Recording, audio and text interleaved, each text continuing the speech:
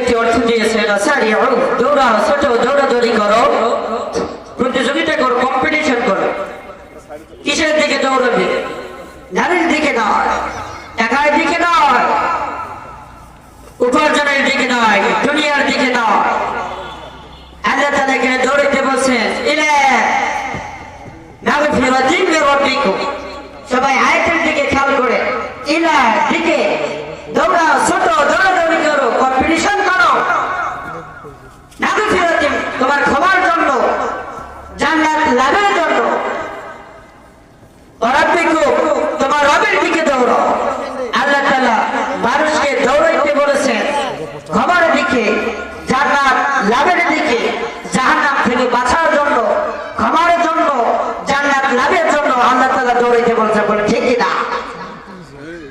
এজন্য আল্লাহ রাব্বুল বললেন সারিউ ইলা মাগফিরাতিন মির রাব্বিকুম ওয়া জান্নাতিন আরদুহাস সামাওয়াতু ওয়াল আরদ উইদ্দাত লিল মুত্তাকিন।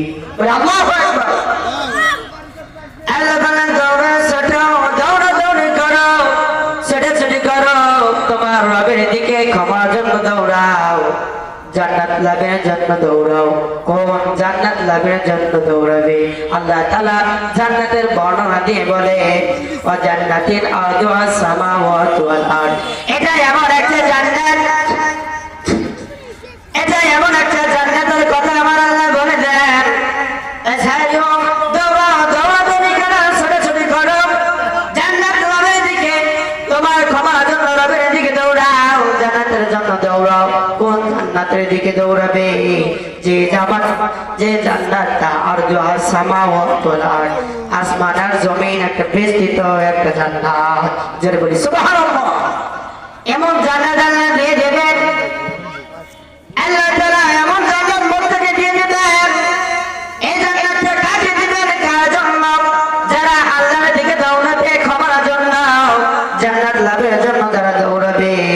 আল্লাহ পরে আয়াতে বলেন উইদ্দাত লিল মুত্তাকিন।